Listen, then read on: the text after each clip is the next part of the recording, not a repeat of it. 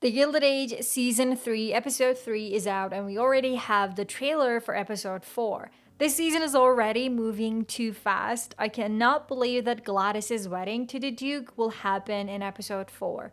So much is going on. As if her plans for Gladys weren't enough, Bertha is now scheming for Larry. Meanwhile, in the Rhijn household, Ada is gonna see a medium to talk to her dead husband.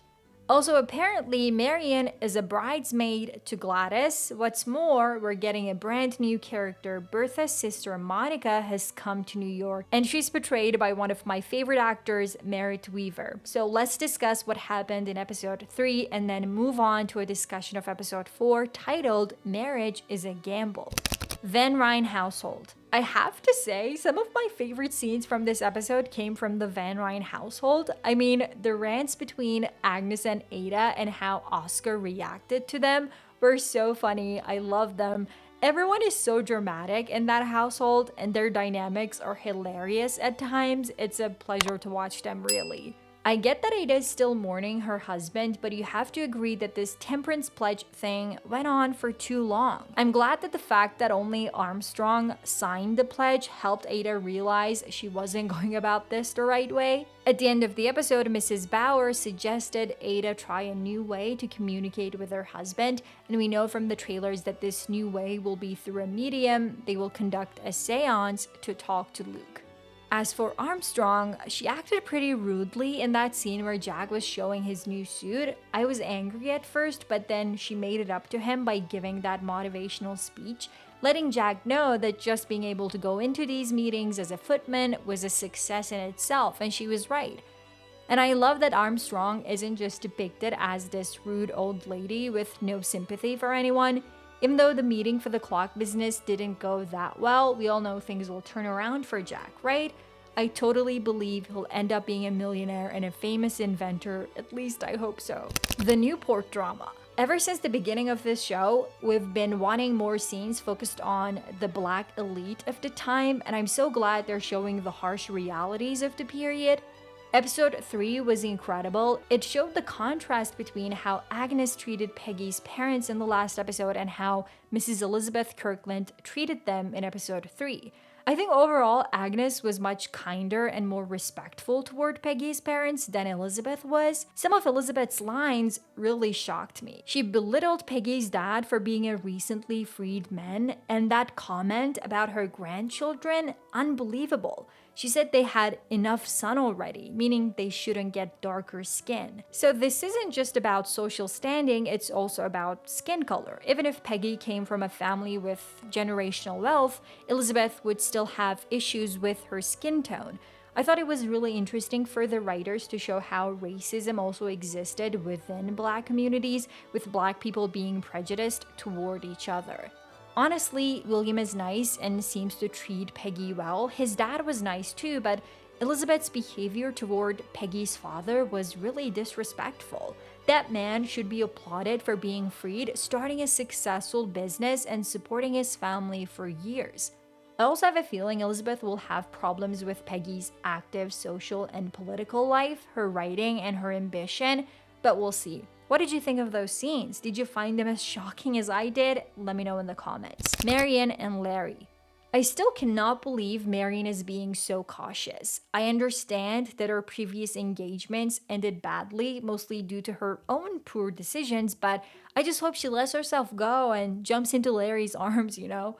You might have noticed that in this episode, they emphasized the fact that Larry danced with a Delancey girl, and Bertha seems to approve of her family. Since Marian has no money of her own, Bertha may see the Delancey girl as a better match for Larry. I think, unlike Gladys, Larry would be more willing to oppose his mother, but Bertha resisting a match between Larry and Marian might delay things. Still, I expect them to get engaged eventually. That's what Ada meant, right? If Larry is her future husband, then no one would bat an eye at the two of them being affectionate. In the next episode, I expect a conversation between Bertha and Larry where Bertha tells him not to kiss Marian unless they're engaged. This may push Larry to propose. I'm not expecting the proposal to happen in episode 4 because Carrie Coon actually leaked a storyline about Marian. Apparently, Bertha initially opposes the match, but George gets injured or sick, and Marian brings Dr. Kirkland to the Russell household quickly. Bertha is impressed, and this changes her opinion of Marian. I don't know which episode this happens in and why George gets injured, but probably after episode 4 we'll see these. Gladys and the Duke. For a second, I almost believed the Duke was a nice man, that once we got to know him, we'd see he wasn't just in it for the money. But then I remembered Bertha's words to him: if he was nice to Gladys and they had a good marriage, then her money would be his. So I think his being nice to Gladys only for the money, and I'm so disappointed in George too.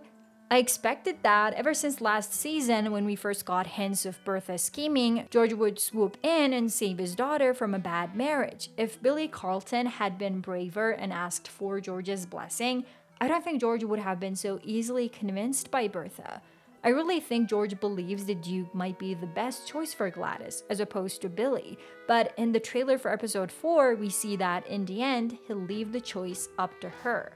And let's talk about that final scene. The pearls spilling was such a dramatic moment. I loved it.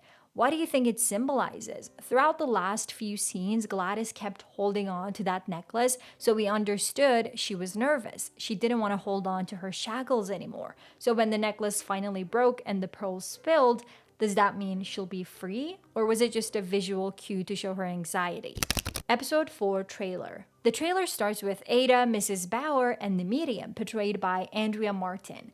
Her character is Madame Dashkova, a medium who claims to commune with the dead. So the medium is at the house. I wonder how Agnes will react. This will definitely be interesting to see. Can't wait. The next scenes show Bertha and the Russell household preparing for the wedding. It looks like the reign of terror has begun. In episode 3, Bertha told us she intends for this wedding to be the wedding of the century, so it will be glamorous and everything must look perfect. But as the trailer shows, Gladys isn't coming down from her room, so even though she agreed to get engaged to the Duke, she's not fully on board yet, which is totally understandable.